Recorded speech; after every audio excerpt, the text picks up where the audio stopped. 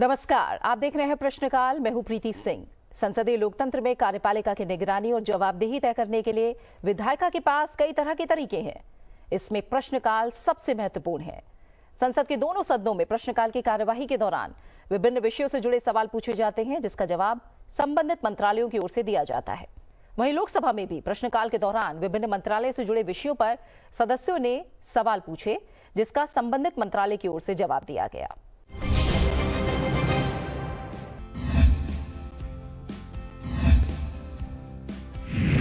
आज के कार्यक्रम का पहला सवाल जुड़ा है लोकसभा से। ये सवाल जुड़ा है राष्ट्रीय सांस्कृतिक मानचित्रण मिशन और परियोजना से। इस सवाल को पूछा है लोकसभा सांसद बी मणिक्कम टैगोर ने। उन्होंने ये सवाल संस्कृति मंत्रालय से पूछा। अपने सवाल में उन्होंने पूछा कि राष्ट्रीय सांस्कृतिक मानचित्रण मिशन की प्रगति का ब्यौरा क्या है, अब तक कितने सांस्कृतिक स्थलों और कलात्मक प्रथाओं की पहचान की गई है और उनका दस्तावेजीकरण किया गया है। क्या सरकार के पास ये सुनिश्चित करने की कोई योजना है कि राष्ट्रीय सांस्कृतिक मानचित्रण मिशन में भारत के हाशिए पर पड़े समुदायों और देश भर में कम ज्ञात परंपराओं की विधिक सांस्कृतिक अभिव्यक्तियों को प्रभावी रूप से शामिल किया जाए? अगर हाँ, तो इसका ब्यौरा क्या है? PARI परियोजना ने समाज के विभिन्न वर्गों के बीच सांस्कृतिक संवाद और चिंतन को बढ़ावा देने में किस प्रकार योगदान दिया है? आगामी वर्षों में इस परियोजना का किस प्रकार विस्तार करने की योजना है?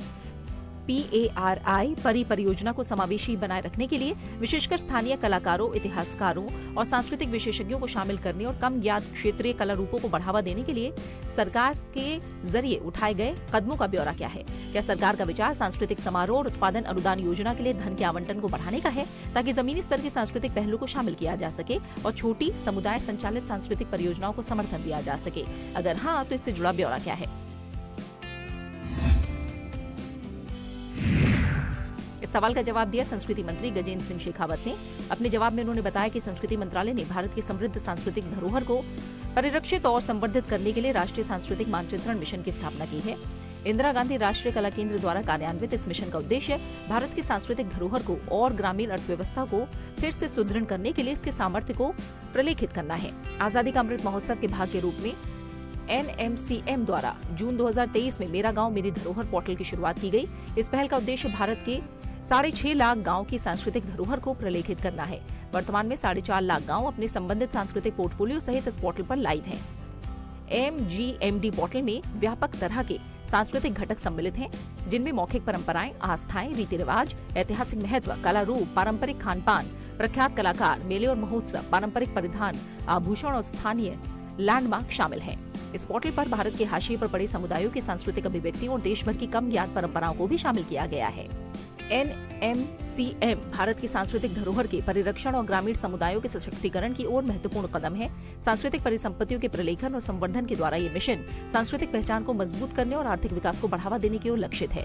प्रोजेक्ट परी भारत के सार्वजनिक कला परिदृश्य को फिर से सुदृढ़ करने के लिए संस्कृति मंत्रालय, ललित कला अकादमी और राष्ट्रीय आधुनिक कला गैलरी द्वारा एक संयुक्त पहल है। भारत की समृद्ध कलात्मक विरासत और समकालीन विषयों से प्रेरणा लेते हुए इसका उद्देश्य ऐसी सार्वजनिक कला बनाना है जो देश की सांस्कृतिक पहचान को प्रतिबिंबित करे। 46वीं विश्व धरोहर समिति की बैठक के दौरान आरंभ की गई परियोजना पारंपरिक और आधुनिक कला रूपों के मिश्रण के माध्यम से संवाद और प्रेरणा को प्रोत्साहित करती है। पहला बड़ा आयोजन दिल्ली में 21 से 31 जुलाई 2024 को विश्व धरोहर समिति के सत्र के साथ हुआ। इस संयुक्त प्रयास ने पूरे भारत से 200 से अधिक दृश्य कलाकारों को एकजुट किया, जिसका उद्देश्य भारत की कलात्मक विरासत को उसकी भव्यता सहित प्रस्तुत करना था। इस पहल को दिल्ली के प्रतिष्ठित स्थानों पर आयोजित किया गया था, जैसे लीला होटल के पास अफ्रीका एवेन्यू और भारत मंडपम के अंदर कियोस्क, IGI हवाई अड्डे के पास ITO ब्रिज और कई अन्य स्थान। इन स्थानों को जीवंत कैनवस में बदल दिया गया, जिनके माध्यम से विभिन्न राज्यों की अनूठी कलात्मक परंपराओं और शैलियों का कीर्तिगान किया गया। इस पहल के दौरान कुल 23 कला रूपों को प्रदर्शित किया गया, जिनमें फड़, गौड़, कलमकारी, पिचवाई, थंगका, चेरियल, लंजा, सौरा, बनीठनी, वारली, पिथौरा, एपण, केरल भित्ति चित्र, अल्पोना, बूंदी, पट्टचित्र, कांगड़ा, बंगाल पटुआ, संथाल, सोहराई, कोहबर, कावी और शोरा शामिल हैं। इसके अतिरिक्त दिल्ली के कुछ प्रमुख स्थानों पर कलाकारों द्वारा रंगों और स्क्रैप सामग्री से बनी मूर्तियां भी सृजित की गईं, जिससे सार्वजनिक कला संस्थापनाओं की विविधता और नवीनता संवर्धित हुई। ये पहल भारत की सांस्कृतिक समृद्धि और विरासत को समर्पित है, जो लोगों को विविध कला रूपों को तलाशने और उनसे जुड़ने का एक अनूठा अवसर प्रदान करती है। साथ ही सार्वजनिक कला के माध्यम से देश की कलात्मक विविधता के लिए गहन सराहना को बढ़ावा देती है। ये सुनिश्चित करने के लिए कि परियोजना समावेशी बनी रहे, सरकार ने कई प्रभावशाली कदम उठाए हैं। सबसे पहले पूरे भारत के विभिन्न राज्यों के कलाकारों को एक मंच दिया गया, जो फड़, गोंड, वारली और पिछवाई जैसे क्षेत्रीय कला रूपों को बढ़ावा देते हैं, जिससे ये सुनिश्चित किया जा सके कि इन कला रूपों को वो पहचान मिले जिसके वो हकदार हैं। इसके अलावा इतिहासकारों और सांस्कृतिक विशेषज्ञों ने इन कला रूपों के ऐतिहासिक और सांस्कृतिक महत्व को उजागर करने में महत्वपूर्ण भूमिका निभाई है, जिससे उन्हें सही संदर्भ में प्रस्तुत किया जाना सुनिश्चित हुआ है। इसके अलावा सरकार ने कम ज्ञात क्षेत्रीय कला रूपों जैसे सौरा, कांगड़ा, पेंटिंग और संथाल कला को बढ़ावा देने के लिए समर्पित प्रयास किए हैं, जिससे उन्हें दृश्यता प्राप्त हुई, जिसकी बहुत जरूरत थी। इन कदमों से परियोजना को न केवल समावेशी बनाया गया, बल्कि विश्व के समक्ष भारत की विविध, समृद्ध और सांस्कृतिक विरासत को प्रदर्शित करने के लिए एक जीवंत मंच भी बनाया गया।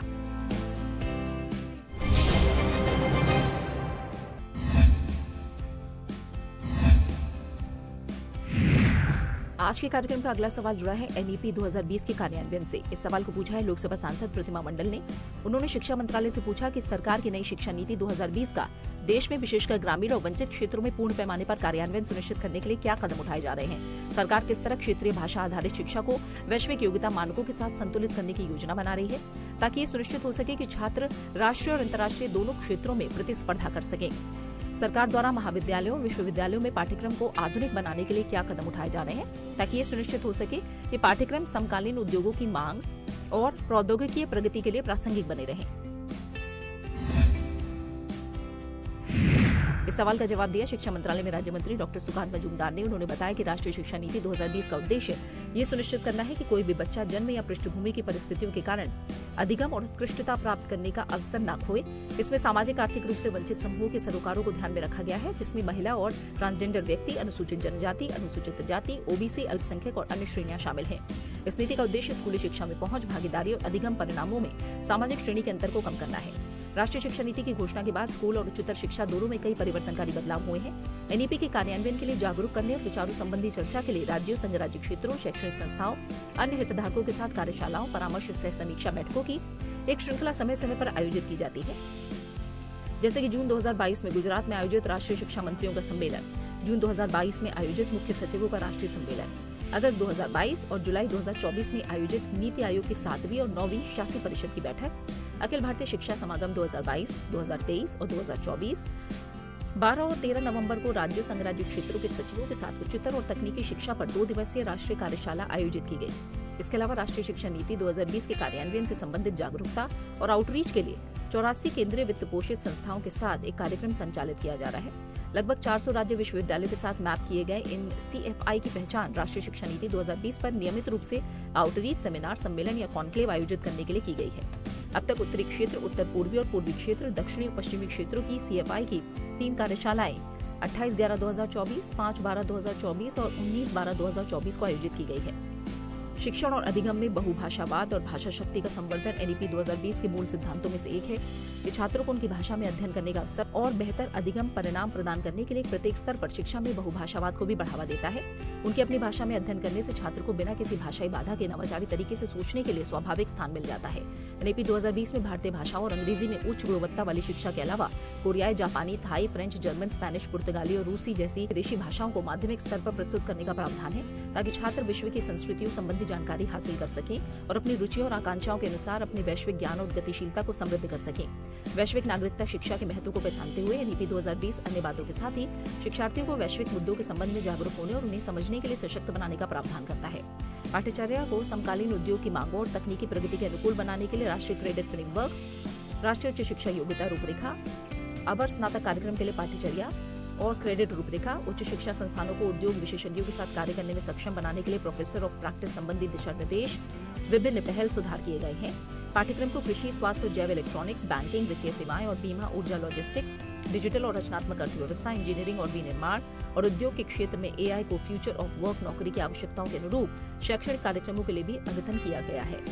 इसके अलावा उद्योग की आवश्यकताओं के अनुरूप पाठ्यक्रमों की पहचान करने और उन्हें शामिल करने और शिक्षार्थियों की रोजगार क्षमता बढ़ाने के लिए अपनी पेशकश का विस्तार करने के लिए स्वयं प्लस प्लेटफॉर्म शुरू किया गया है। भारत में इलेक्ट्रॉनिकी और एम्बेडेड विनिर्माण क्षेत्र में कुल स्नातकों की महत्वपूर्ण और बढ़ती मांग को पूरा करने के लिए मुख्य उद्देश्य से IIT मद्रास द्वारा इलेक्ट्रॉनिक सिस्टम में 4 वर्षीय ऑनलाइन बैचलर ऑफ साइंस की शुरुआत की गई है। इसके अतिरिक्त IIT मद्रास द्वारा डेटा साइंस में bachelor of science degree, foundation diploma या BSc डिग्री स्तर पर पहले से ही निकास के विकल्पों के साथ प्रस्तुत की जा रही है। इस मामले में कोई भी व्यक्ति उम्र, स्थान या शैक्षणिक पृष्ठभूमि की परवाह किए बिना IIT से स्नातक की डिग्री, डिप्लोमा प्राप्त कर सकता है। AICTE ने पाठ्यक्रम संशोधनों में उद्योग के हितधारकों को शामिल करके इस दिशा में AI, data science, robotics, space technology और VLSI डिजाइन जैसे उभरते क्षेत्रों में मॉडल पाठ्यक्रम तैयार करना जैसे कई कदम उठाए हैं। AICTE ने प्रशिक्षुता, कौशल विकास और फैकल्टी अपस्किलिंग को प्रोत्साहित करने के लिए प्रमुख उद्योगों और संगठनों के साथ समझौता ज्ञापन पर भी हस्ताक्षर किए हैं। इस परिषद ने प्रशिक्षुता के लिए आदर्श दिशा निर्देश जारी किए हैं, जिससे इंटर्नशिप पाठ्यचर्या का अनिवार्य घटक बन गया है। इसके अलावा सैद्धांतिक ज्ञान और व्यवहारिक अनुप्रयोग के बीच के अंतर को कम करने के लिए उद्योग अकादमिक गतिशीलता रूपरेखा शुरू की गई है, जिससे उद्योग अकादमिक सहयोग को बढ़ावा मिलेगा।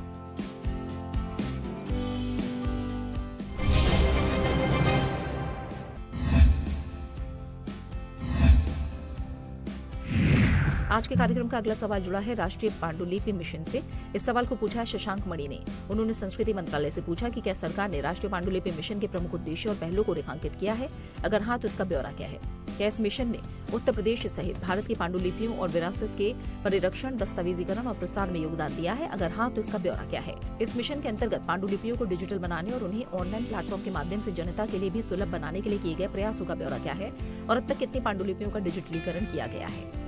क्या सरकार के पास इस विरासत संग्रह तक जनता की पहुंच बढ़ाने की कोई योजना है? अगर हाँ, तो इसका ब्यौरा क्या है?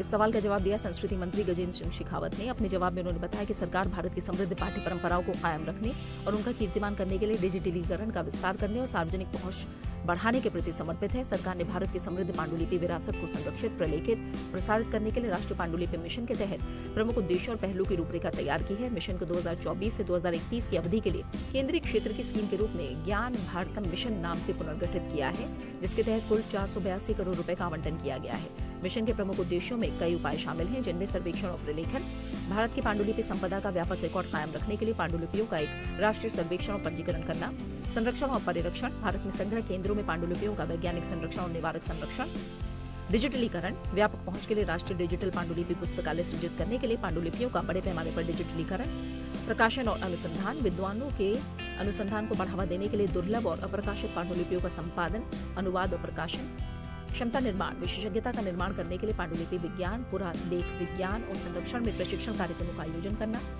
आउटरीच और जागरूकता, पांडुलिपि विरासत के बारे में लोगों में जागरूकता उत्पन्न करने के लिए प्रदर्शनियों, संगोष्ठियों और सांस्कृतिक कार्यक्रमों का आयोजन करना, संस्थाओं के साथ सहयोग, पांडुलिपि अनुसंधान और संरक्षण प्रयासों के लिए भारत में शैक्षणिक संस्थानों और उद्योगपतियों के साथ सहभागिता।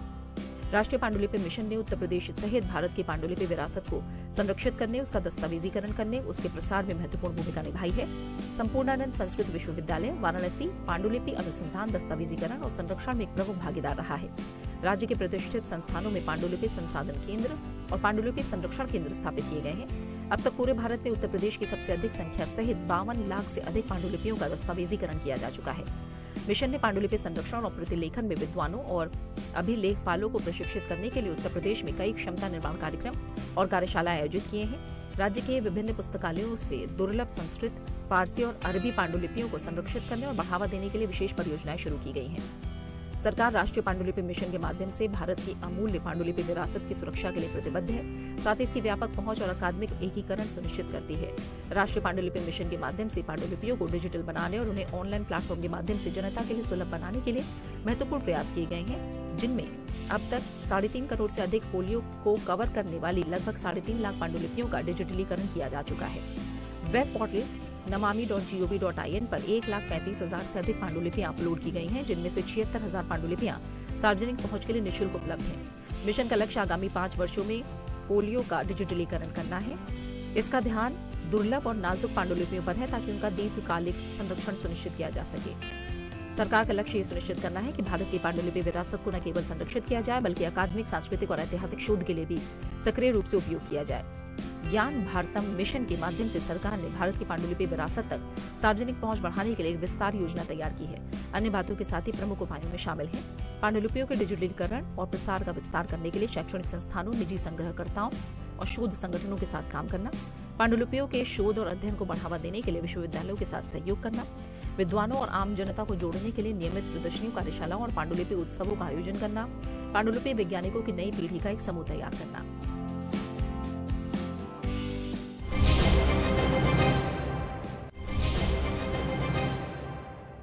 राज्यसभा में प्रश्नकाल के दौरान विभिन्न दलों के सांसदों ने मंत्रालयों से जुड़े कई विषयों पर सवाल पूछे, जिसका सरकार की ओर से जवाब दिया गया।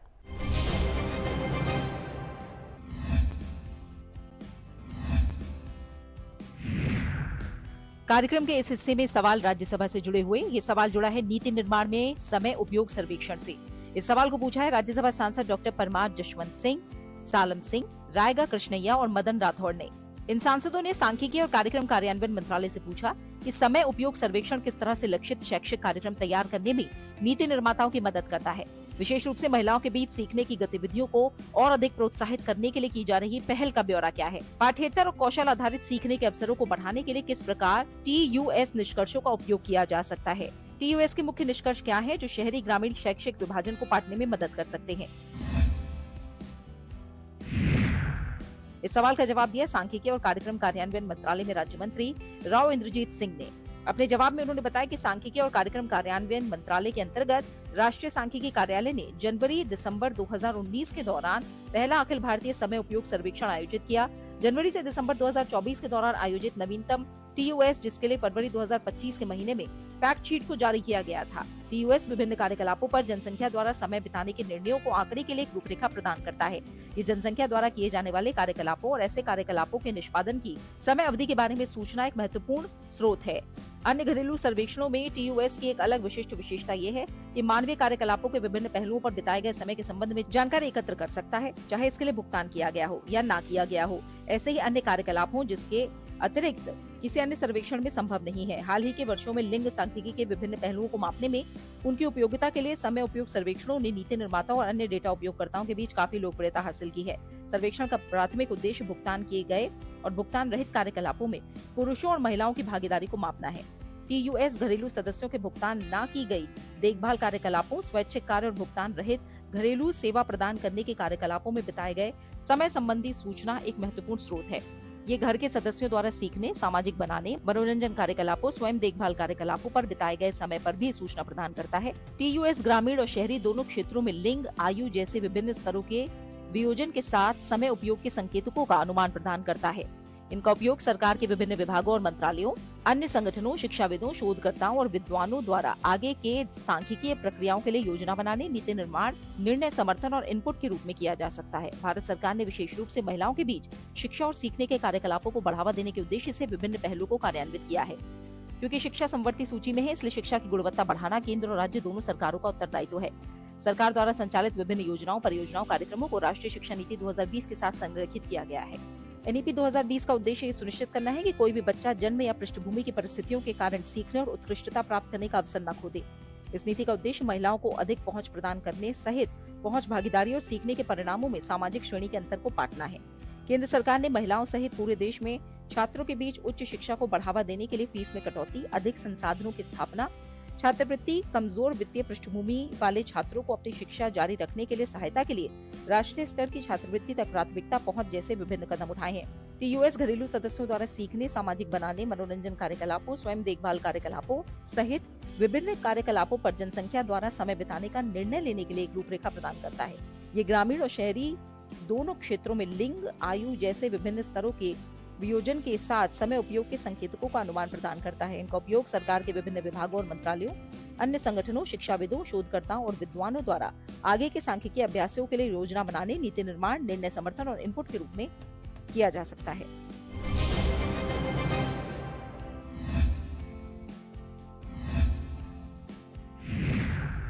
आज के कार्यक्रम का अगला सवाल जुड़ा है स्मार्ट मीटर लगाने के उद्देश्य से। सवाल को पूछा है राज्यसभा सांसद दीपक प्रकाश ने। उन्होंने विद्युत मंत्रालय से पूछा कि स्मार्ट मीटर लगाने के उद्देश्य क्या हैं, सरकार को इन उद्देश्यों को प्राप्त करने में कितनी सफलता मिली है।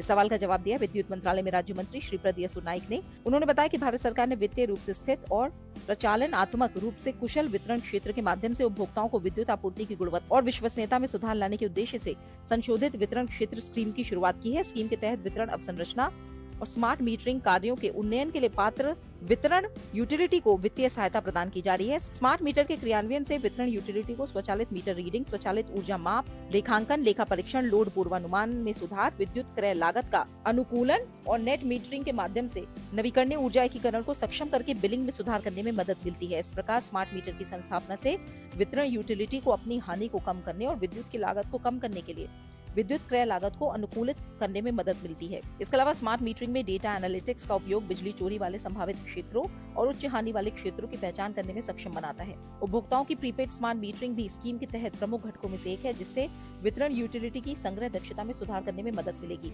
स्कीम के तहत स्मार्ट मीटरिंग कार्यों के लिए RDSS के अंतर्गत 1.31 लाख करोड़ रुपए की परियोजनाएं स्वीकृत की गई हैं। RDSS के तहत स्वीकृत 20.33 करोड़ यानी 20 करोड़ 33 लाख स्मार्ट मीटर के कुल लक्ष्य में से देश में लगभग 1 करोड़ 27 लाख स्मार्ट मीटर लगाए जा चुके हैं। RDSS के तहत निधि निर्मुक्ति कुल तकनीकी और वाणिज्यिक हानि और आपूर्ति की औसत लागत और औसत प्राप्त राजस्व के बीच अंतर सहित विभिन्न मापदंडों पर निष्पादन में सुधार पर निर्भर है। केंद्र और राज्य, संघ राज्य क्षेत्र सरकार के सामूहिक प्रयास के परिणाम स्वरूप अखिल भारतीय स्तर पर AT&C हानि वित्त वर्ष 2021 में 21.9% से घटकर वित्त वर्ष 2024 में 16.28% रह गई है और इसी अवधि के दौरान ACS ARR अंतर 0.71 रुपए प्रति किलोवाट घंटा से घटकर 0.19 रुपए प्रति किलोवाट घंटा रह गया है।